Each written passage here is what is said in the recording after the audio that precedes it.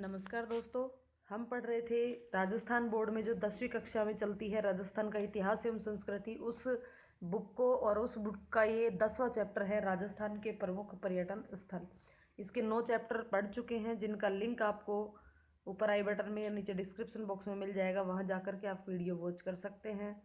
और ये जो वीडियो है ये रीड के लिए, फर्स्ट ग्रेड के लिए और सेकंड ग्रेड के लिए, यानी कि हर एक पेपर के लिए ये काफ़ी इम्पोर्टेंट रहने वाली है ये वीडियो। तो कृपया करके इस वीडियो को ज़रूर देखें, अंत तक देखें।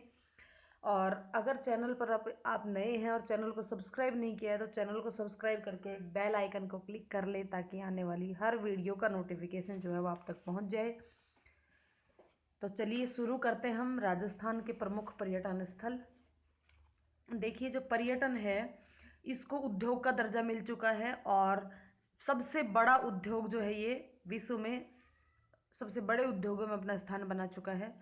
राजस्थान की अगर बात करें तो राजस्थान भी पर्यटन की दृष्टि से मतलब पर्यटन की दृष्टि से संपन्न राज्य है।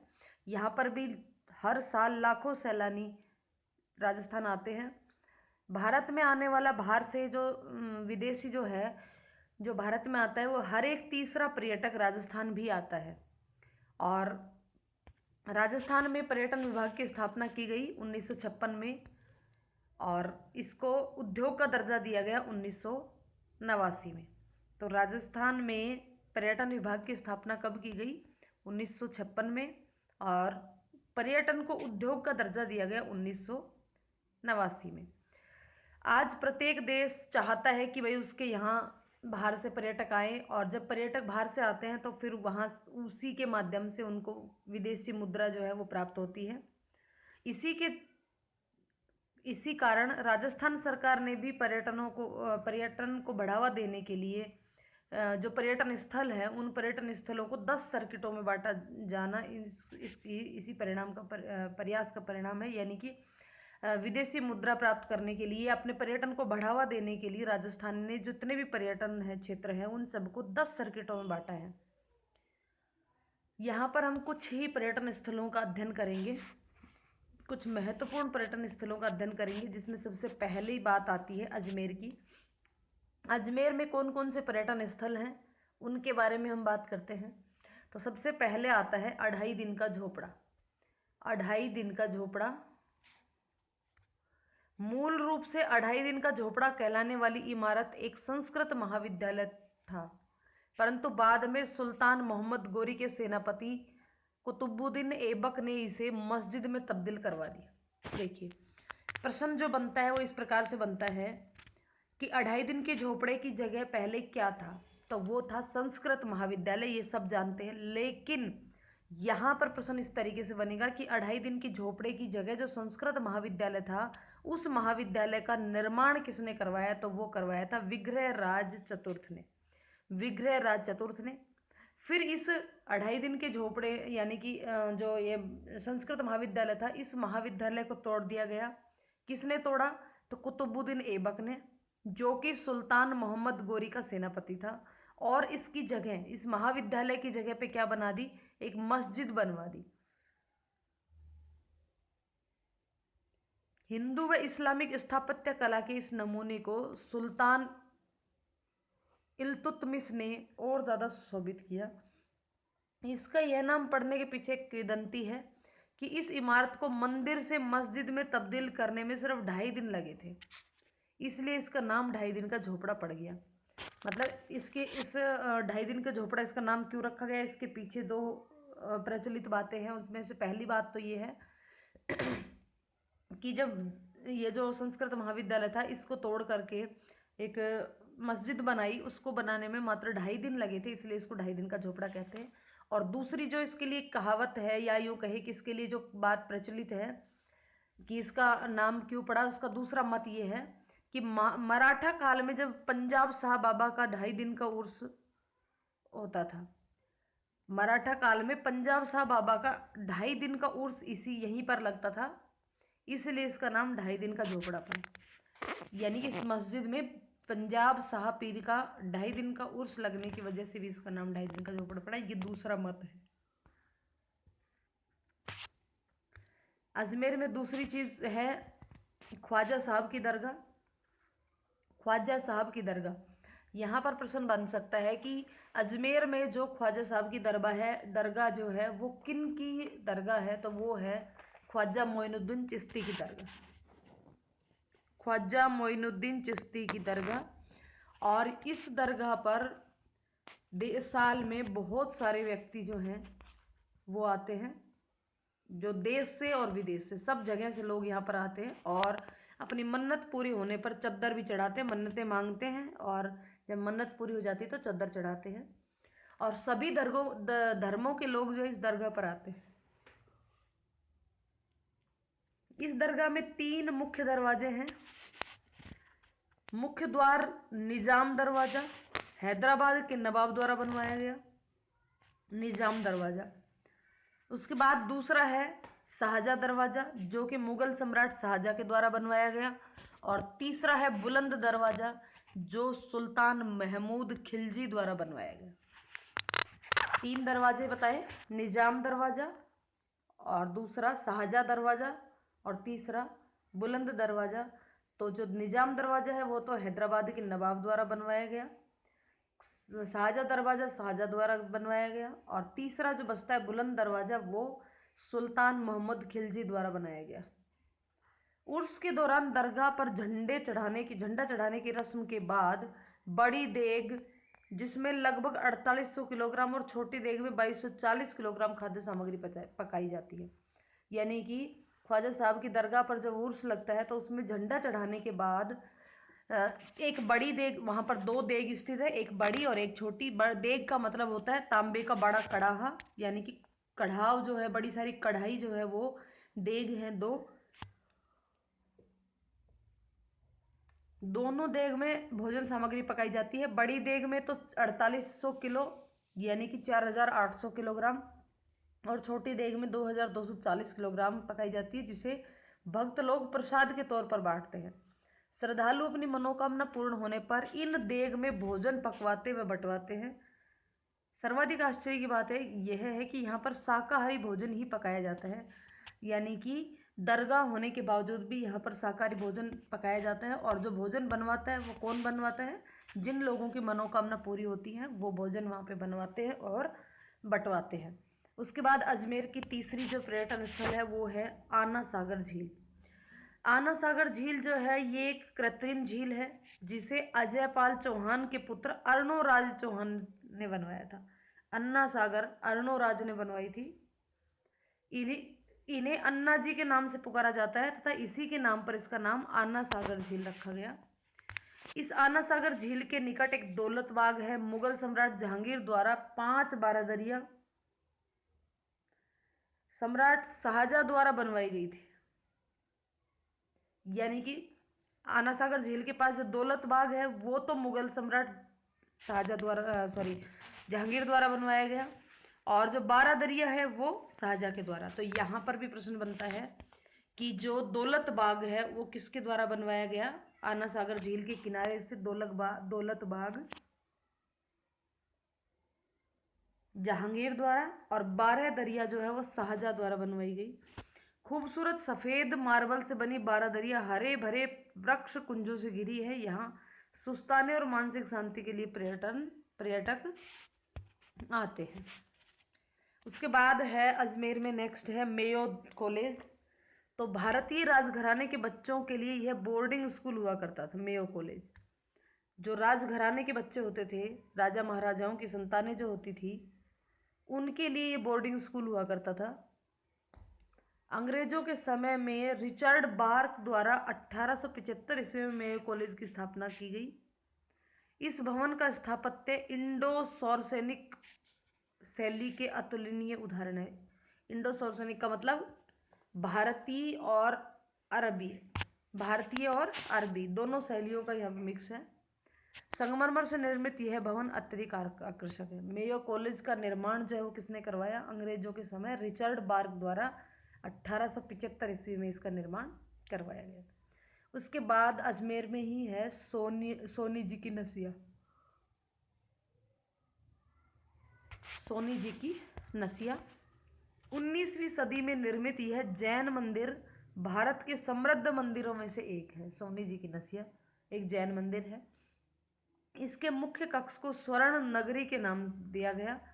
इसका प्रवेश द्वार लाल पत्थर से बना है और अंदर संगमरमर की दीवारें बनी हैं जिन पर काष्ठ आकृतियां एवं शुद्ध स्वर्ण पत्रों में जैन तीर्थंकरों की छवियां व चित्र बने हैं।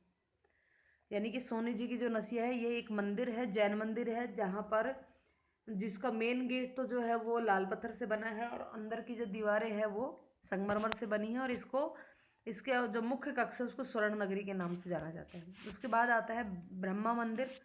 तो पूरे विश्व में एकमात्र ब्रह्मा मंदिर जो है वो पुष्कर में स्थित है। तो यहाँ पर भी प्रश्न बन सकता है कि विश्व का एकमात्र ब्रह्मा मंदिर कहाँ स्थित है, तो पुष्कर अजमेर में स्थित है। यह भी संगमरमर से निर्मित है और चांदी के सिक्कों से जड़ा हुआ है। लाल शिखर और हंस की छवि वाले मंदिर में ब्रह्मा जी की चतुर्मुखी प्रतिमा गर्भगृह में स्थित है। यानी कि ये जो ब्रह्मा मंदिर है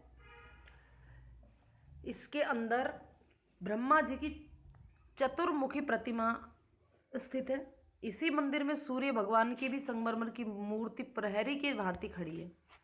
इस मूर्ति की विशेषता यह है कि सूर्य भगवान की मूर्ति जूते पहने दिखाई गई है। देखिए इंपॉर्टेंट चीज़ है यहाँ पे भी कि ऐसा कौन सा मंदिर है जहाँ पर सूर्य भगवान को की मूर्ति जूते पहने हुए दिखाई दे रही है, तो वह है ब्रह्मा जी की मंदिर, ब्रह्मा मंदिर पुष्कर। ब्रह्मा मंदिर के पास ही एक सावित्री मंदिर भी है। तो ब्रह्मा मंदिर के पीछे ऊंची पहाड़ी पर सावित्री मंदिर है जो कि ब्रह्मा जी की पहली पत्नी थी। मंदिर तक पहुंचने के लिए सुविधाजनक सीढ़ियां बनी हुई है। ऊपर चढ़कर मंदिर से नीचे की ओर झील, मंदिर और रेत के टीलों का विहंगम दृश्य बेहद सुंदर दिखाई पड़ता है। ऐसी किंवदंती है कि ब्रह्मा जी ने पुष्कर में अपना यज्ञ करने के लिए गायत्री से दूसरा विवाह किया था। इससे नाराज होकर के पहली पत्नी सावित्री ने उसे श्राप दिया। इसके फलस्वरूप पूरे विश्व में ब्रह्मा जी का केवल एक ही मंदिर है पुष्कर में। अब सावित्री जी पर रोपवे की सुविधा भी उपलब्ध है। देखिए सावित्री जो मंदिर है वहाँ पर जाने के लिए रोपवे की सुविधा भी उपलब्ध है। यहाँ पे बात हो रही है पुष्कर की, तो पुष्कर में ब्रह्मा मंदिर है जो कि विश्व का एकमात्र मंदिर है ब्रह्मा जी का। ब्रह्मा जी के मंदिर के पीछे पहाड़ी पर सावित्री मंदिर भी है और काफ़ी ऊंचाई पर है, तो इसलिए उस मंदिर तक पहुंचने के लिए रोपवे की व्यवस्था की जा चुकी है। और ऐसा माना जाता है कि सावित्री जो ब्रह्मा जी हैं उन्होंने पुष्कर में यज्ञ करने के लिए गायत्री से विवाह कर लिया था, इसलिए सावित्री ने उन्हें, पहली पत्नी जो थी उनकी, उन्होंने उसको श्राप दे दिया था, इसीलिए उनका पूरे विश्व में एक ही मंदिर है। उसके बाद पुष्कर में पुष्कर सरोवर भी है। तीर्थराज के नाम से प्रसिद्ध पुष्कर सरोवर सभी तीर्थ स्थलों का राजा कहलाता है। तो यहाँ पर ये पूछा जा सकता है कि तीर्थराज किसे कहते हैं, तो तीर्थराज कहते हैं पुष्कर सरोवर को। इस सरोवर में डुबकी लगाने पर तीर्थ यात्रा संपन्न मानी जाती है, ऐसी मान्यता है। अर्धगोलाकार रूप में लगभग 9-10 मीटर गहरी यह झील 500 से अधिक मंदिरों और 52 घाटियों से घिरी हुई है। जो पुष्कर झील है उसकी बात हो रही है। ये 9 से 10 मीटर गहरी है और 500 से ज़्यादा मंदिर और 52 घाटों से घिरी हुई ये झील है पुष्कर झील। नेक्स्ट बात करेंगे अब हम इसके अजमेर के बाद बात करते हैं अलवर की। अलवर में सबसे पहले आता है सरिस्का टाइगर रिजर्व, सरिस्का अभ्यारण्य, सरिस्का टाइगर रिजर्व। सरिस्का को 1 नवंबर 1955 को अभ्यारण्य का दर्जा दिया गया था। 1 नवंबर 1955 को अभ्यारण्य का दर्जा दिया गया था। इसके बाद 1978-79 में इसे टाइगर रिजर्व का दर्जा प्रदान कर दिया गया। इसका वन क्षेत्र 1203 किलोमीटर में है। बाघ के अलावा यहाँ पर विभिन्न प्रकार के पशु पक्षियों की प्रजातियाँ जैसे नीलगाय, लोमड़ी, जंगली सूअर, खरगोश, तेंदुआ, चीतल, सांभर, बंदर आदि पाए जाते हैं। पक्षियों में जंगल वेवलर, बुलबुल, क्विल, केस्ट्रेड, स्पेरंट, ईगल, रेड स्परफाउल, साउंड, सैंड ग्राउज, वुडपिकर आदि पाई जाती है। ये पक्षियों के नाम बताए गए हैं कि जो सरिस्का टाइगर रिजर्व है उसके अंदर ये जो है टाइगर रिजर्व कब बनाया गया, 1978-79 में। और विभिन्न पशु पक्षियों की यहाँ पे प्रजातियां पाई जाती है जो कि ये दी हुई है। उसके बाद बात आती है अलवर में भानगढ़ की। नेक्स्ट हम बात करेंगे भानगढ़। तो सरिस्का वन्य अभ्यारण्य से 50 किलोमीटर दूरी पर भानगढ़ स्थित है। आमेर के महाराजा भगवान दास के पुत्र माधव सिंह ने अपनी पहली नगरी के रूप में भानगढ़ की स्थापना करवाई थी। देखिए भानगढ़ जो है उसकी स्थापना किसने करी, महाराजा भगवान दास के पुत्र थे माधव सिंह। माधव सिंह ने भानगढ़ को प्रथम नगरी के रूप में स्थापना की और बाद में भानगढ़ के वीरान होने के संबंधित किंवदंती प्रचलित हो गई है। देखिए भानगढ़ जो जगह है वो एक भूतिया पैलेस है। ऐसा क्यों हुआ इसके बारे में तो कुछ ज़्यादा पता नहीं है, लेकिन भानगढ़ को भारत में सर्वाधिक रहस्यमय स्थान होने का गौरव प्राप्त है। आज भी इस किले के खंडरों में 7 मंजिला महल के अवशेष, सुव्यवस्थित बाजार, दुकानें और सोमेश्वर महादेव मंदिर, गणेश मंदिर और तालाब नजर आते हैं। तो जो भानगढ़ है वो अलवर में है और एक तरीके से ये एक हॉरर पैलेस है। किसने इसको बसाया था, तो भगवान दास के पुत्र थे माधव सिंह ने। और आज भी यहाँ पर मतलब सबसे बड़ी चीज़ ये है कि सुव्यवस्थित बाजार और दुकानें आज भी यहाँ पर है। और ऐसा माना जाता है, ऐसा कहा जाता है कि रात में, हर रोज़ रात में वहाँ पे बाजार लगता है। पता नहीं अब क्या है क्या नहीं। लोगों ने काफ़ी वहाँ पे जाके रिसर्च करने की कोशिश की, लेकिन सही नतीजे तक अभी तक कोई पहुँच नहीं पाया है। और वहाँ पर लोग कहते हैं कि रात को वहाँ किसी को भी नहीं रुकने दिया जाता है, पता नहीं क्यों। और कभी मौका मिलेगा तो ज़रूर उस जगह को देखने के लिए जाएंगे। तो आगे चलते हैं हम। अलवर में मूसी महारानी की छतरी। महाराजा बख्तावर सिंह की रानी मूसी रानी की स्मृति में बनवाई गई इस छतरी की वास्तुकला में भारतीय और इस्लामिक शैली का मिश्रण है। सफ़ेद संगमरमर से बनी इस छतरी में 12 विशाल स्तंभ तथा 27 अन्य स्तंभ हैं। मूसी महारानी की छतरी स्थित है अलवर में। और मूसी महारानी किसकी रानी थी, तो महाराजा बख्तावर सिंह की। इस छतरी, ये जो छतरी है संगमरमर से बनी हुई है और इसमें 12 विशाल स्तंभ हैं और 27 अन्य स्तंभ हैं।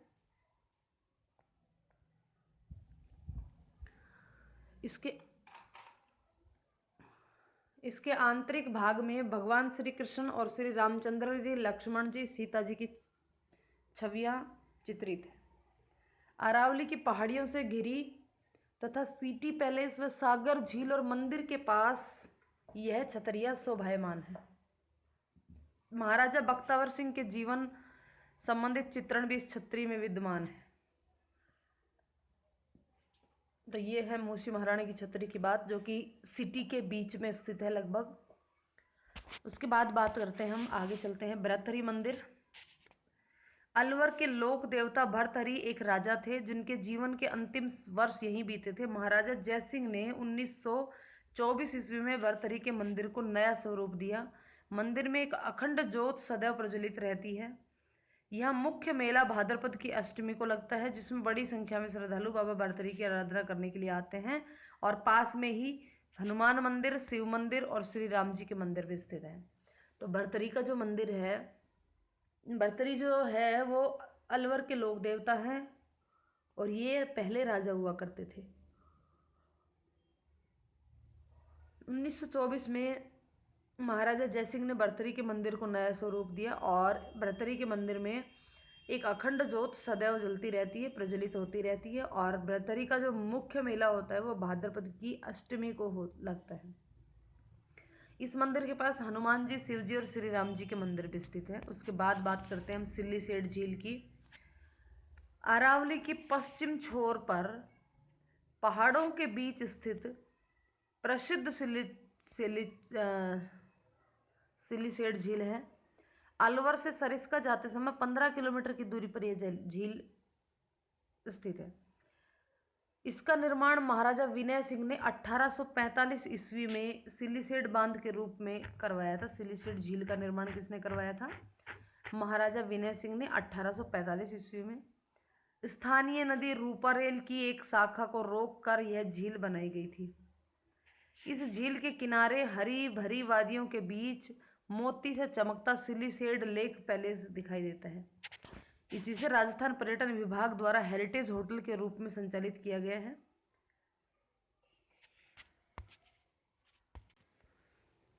सिलिसेट झील में पर्यटकों के लिए बोटिंग और बर्ड वॉचिंग की भी सुविधा है और सर्दियों में यहाँ विभिन्न प्रजाति के पक्षी, पानी में तैरती बतखें और मगरमच्छ दर्शकों का मन मोह लेते हैं। तो देखिए, सिलिसेट झील की एक बात करें तो यहाँ पे कौन सी नदी का पानी आता है, इसमें कौन सी नदी को रोक करके इस झील को बनाया गया? तो यहाँ पर रूपारेल नदी के पानी आता है, जिसकी शाखा को रोक करके झील बनाई गई थी। और इसी झील के किनारे पर एक सिलिसेट लेक पैलेस दिखाई देता है, जिसे कि राजस्थान पर्यटन विभाग द्वारा, राजस्थान पर्यटन विकास निगम द्वारा हेरिटेज होटल के रूप में इसको संचालित किया गया। और यहीं पर ही टाइगर डेन होटल भी है, सिलिसेट के पास ही। उसके बाद अजमेर और अलवर के बाद हम तीसरे नंबर पे बात करते हैं बांसवाड़ा। बांसवाड़ा को सुनहरे द्वीपों का शहर भी कहते हैं। सुनहरे द्वीपों का शहर भी कहते हैं बांसवाड़ा को। तो बांसवाड़ा में है माही बांध। सबसे पहले माही बांध। माही नदी पर बांसवाड़ा से 18 किलोमीटर दूर संभाग का सबसे बड़ा बांध है, जिसमें 16 गेट हैं और बांध की कुल लंबाई 3.10 किलोमीटर है।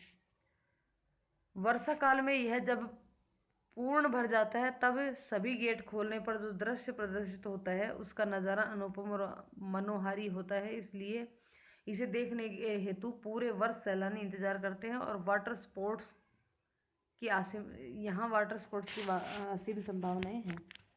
तो माही नदी पर माही बांध बनाया गया है, जो कि बांसवाड़ा से 18 किलोमीटर की दूरी पर स्थित है और इसमें टोटल 16 गेट हैं। इस बांध की कुल लंबाई 3.10 किलोमीटर है। जब ये बांध पूरा भर जाता है तो वो इसके गेट खोल दिए जाते हैं और उस समय जो नज़ारा होता है वो काफ़ी मनमोहक होता है और लाखों सैलानी जो है वर्ष भर इसको देखने के लिए आते हैं। उसके बाद बांसवाड़ा में है त्रिपुरा सुंदरी मंदिर। त्रिपुरा सुंदरी, तो बांसवाड़ा डूंगरपुर मार्ग पर 19 किलोमीटर दूरी पर तलवाड़ा ग्राम के पास उमराई गांव में स्थित मां त्रिपुरा सुंदरी का प्राचीन मंदिर है। डूंगरपुर बांसवाड़ा में ही है, लेकिन डूंगरपुर मार्ग पर 19 किलोमीटर दूरी पर तलवाड़ा गांव के पास एक उमराई गांव है, वहां पर त्रिपुरा सुंदरी का मंदिर है। मंदिर के उत्तरी भाग में सम्राट कनिष्क के समय का एक शिवलिंग होने से कहा जाता है कि यह स्थान कनिष्क के पूर्व काल से ही प्रतिष्ठित है। काले पाषाण की सिंग की, काले रंग की पाषाण यानी कि पत्थर की सिंग पर सवार 18 भुजाओं वाली दिव्य आयुष विशाल प्रतिमा है। यानी कि यहाँ पर जो त्रिपुरा सुंदरी जो माता है, उनका 18 भुजाओं वाली प्रतिमा है, जो शक्तिपीठ के रूप में मानी जाती है। स्थानीय लोग इसे तरतई माता कहते हैं। तरतई माता या फिर त्रिपुरा महालक्ष्मी के नाम से पुकारते हैं। मंदिर के पास में ही एक शिलालेख है, विक्रम संवत 1540 का लगा हुआ है वो, और देश विदेश के प्रसिद्ध शक्तिपीठ मां त्रिपुरा सुंदरी आस्था का प्रमुख धार्मिक पर्यटन स्थल है। चैत्र आश्विन नवरात्रा में हजारों की संख्या में श्रद्धालु अपनी मनोकामना पूरी करने के लिए इस मंदिर में आते हैं। उसके बाद है बांसवाड़ा का मानगढ़ धाम। मानगढ़ धाम राजस्थान के जलियांवाला बाग के नाम से प्रसिद्ध मानगढ़ धाम बांसवाड़ा से 85 किलोमीटर की दूरी पर स्थित आनंदपुरी के समीप राजस्थान गुजरात सीमा के पहाड़ी पर स्थित है।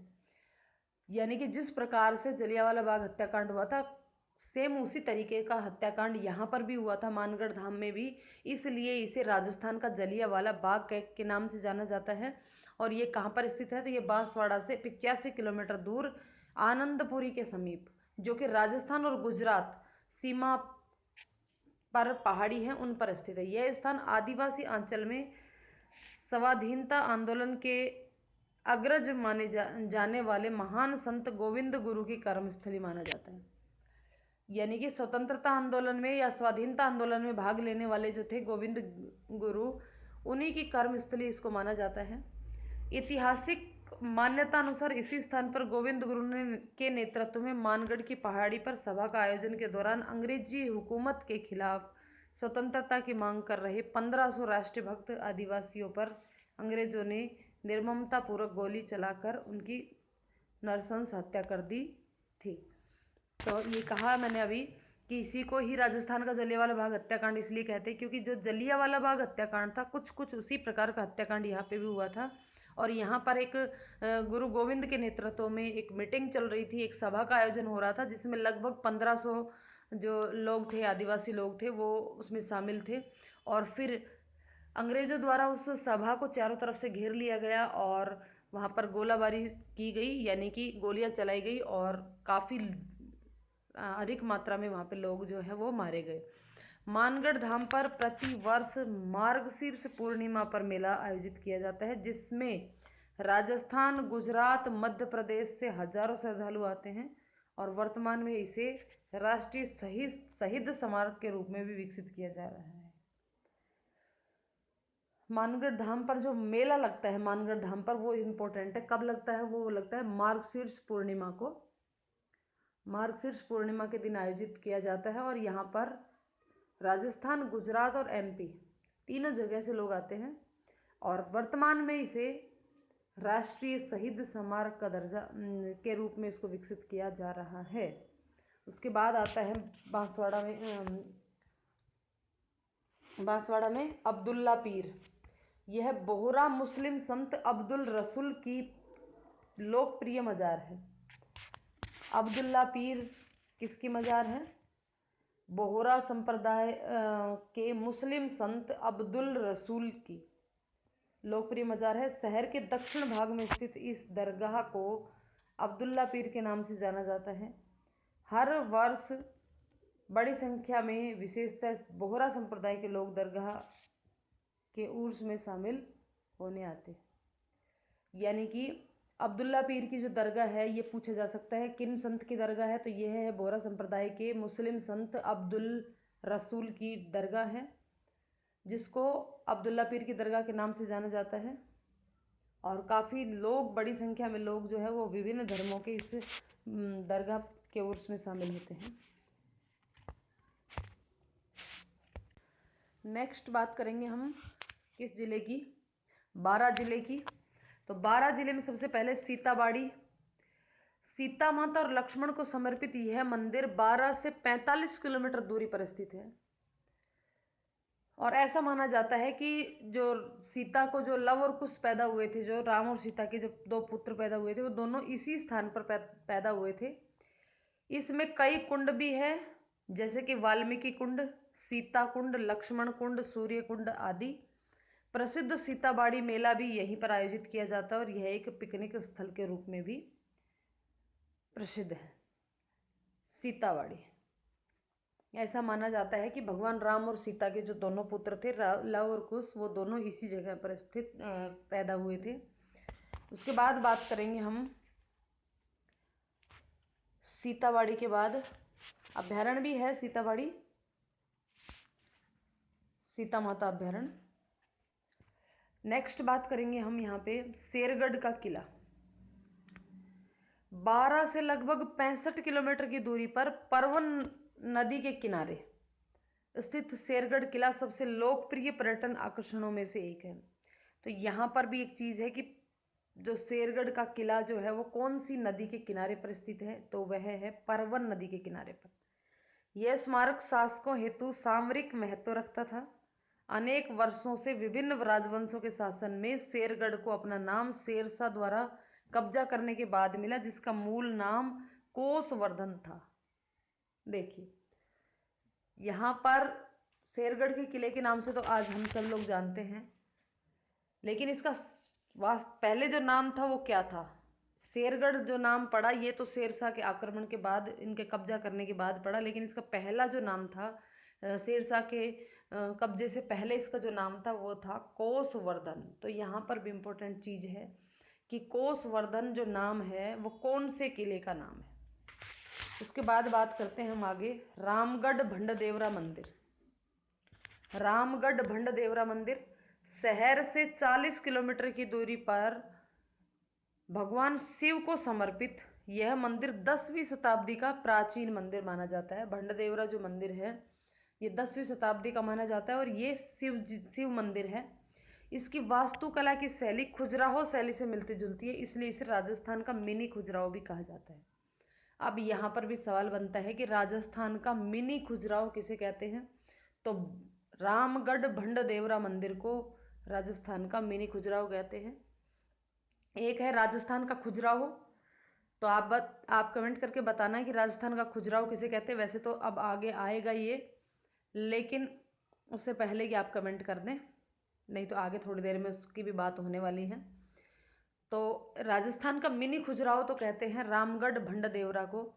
एक छोटे तालाब के किनारे बसा यह मंदिर अन्य मंदिरों से अनूठा है। यहाँ प्रसाद के तौर पर एक देवता को मिठाई व सूखे फल चढ़ाए जाते हैं और तो दूसरे आराध्य की सेवा में मांस मदिरा प्रस्तुत की जाती है। देखिए यहाँ पर भी काफ़ी एक विचित्र बात है, वो ये है कि ये जो इसका जो मंदिर है तालाब के किनारे जो मंदिर है इसमें 2 देवताओं की प्रतिमाएं हैं और एक देवता को तो सूखे फल और मिठाई चढ़ती है और दूसरे आराध्य की सेवा में मांस और मदिरा जो है वो चढ़ाई जाती है।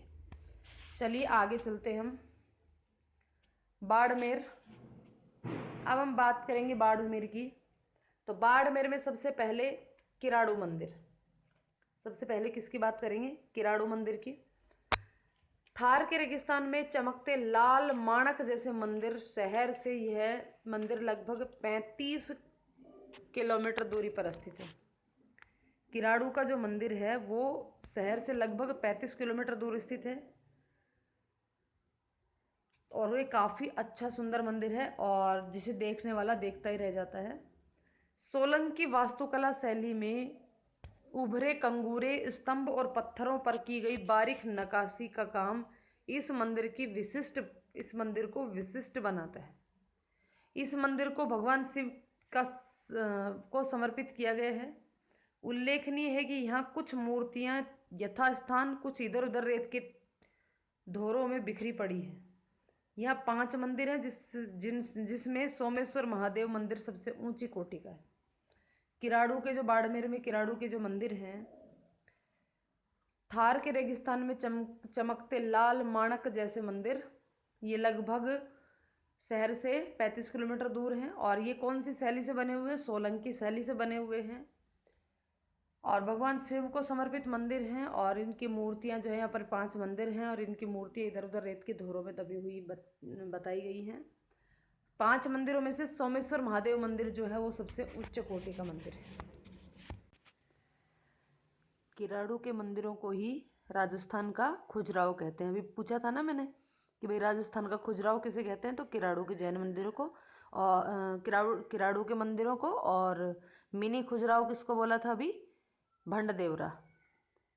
ठीक है, नेक्स्ट चलते हैं हम श्री नाकोड़ा जी जैन मंदिर। यह भव्य जैन मंदिर बहुत सारे हमले सह चुका है। आलम शाह ने 13वीं शताब्दी में इस मंदिर पर हमला किया और इसे लूट कर ले गया, लेकिन भाग्यवश भगवान की प्रतिमा को नहीं ले जा सका। गांव वालों को इस हमले का आवाज सुनने पर उन्होंने इस मूर्ति को गांव में ही लाकर छिपा दिया था। शांति होने के बाद 15वीं सदी में प्रतिमा को वापस लाकर मंदिर में पुनः स्थापित किया गया। वैसे 3वीं शताब्दी में निर्मित इस मंदिर के कई बार पुनर्निर्मित किया जा चुका है। यह सबसे बड़ा पार्श्वनाथ जी का मंदिर है, यानी कि नाकोड़ा जी का जो मंदिर है, इस मंदिर पर काफ़ी सारे हमले हुए और आलम शाह ने 13वीं शताब्दी में हमला करके इस मंदिर को लूट लिया, लेकिन भाग्यवश भगवान की प्रतिमा को ले जा नहीं पाया और गांव वालों ने उसको गांव में ला करके छुपा दिया और बाद में 15वीं सदी में इस प्रतिमा को वापस से पुनः स्थापित करवाया। और यहाँ पर जो है वो पार्श्वनाथ जी का सबसे बड़ा मंदिर है। उसके बाद आता है रानी भटियाणी मंदिर। भुआसा के नाम से प्रसिद्ध रानी भटियाणी की हिंदू देवी थी रानी भटियाणी, जो पश्चिमी राजस्थान और सिंध पाकिस्तान में पूजनीय है। बाड़मेर के जासोल गांव में स्थित रानी भटियाणी का मंदिर मुख्यतया ढोली जाति के लोगों द्वारा श्रद्धा से माना जाता है। यानी कि यूँ पूछा जा सकता है कि भटियाणी मंदिर जो है, रानी भटियाणी का मंदिर कौन सी जाति के लोगों के लिए श्रद्धा से इसको मनाते हैं, तो वो हैं ढोली जाति के लोग।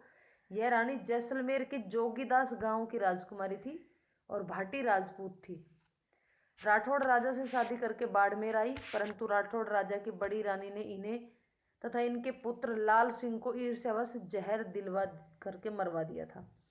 रानी भटियाणी की बात हो रही है यहाँ पे कि ये जो रानी भटियाणी थी ये जैसलमेर की राजकुमारी थी, जैसलमेर के जोगीदास गांव की राजकुमारी थी और भाटी राजपूत थी। राठौड़ राजा से शादी हुई और शादी होने के बाद ये बाड़मेर आई और वहाँ पर जिस राजा से शादी हुई थी उसकी बड़ी रानी ने इसको और इसके पुत्र को जहर दिलवा करके मरवा दिया था। तो ये है बात। और भुआसा के नाम से प्रसिद्ध रानी है ये। तो रानी भटियाणी किसके नाम से प्रसिद्ध है? भुआसा के नाम से। तो आज इस वीडियो में सिर्फ इतना ही। आगे का जो टॉपिक है वो नेक्स्ट वीडियो में हम स्टार्ट करेंगे। तो कंटिन्यू इस पूरे चैप्टर को देखिएगा, काफ़ी इम्पोर्टेंट ये रहने वाला है। यदि आपने अभी तक चैनल को सब्सक्राइब नहीं किया है तो प्लीज़ चैनल को सब्सक्राइब कर लें, बेल आइकन को क्लिक कर लें। यदि वीडियो पसंद आई हो तो वीडियो को लाइक और शेयर करें। वीडियो को अंत तक देखने के लिए धन्यवाद।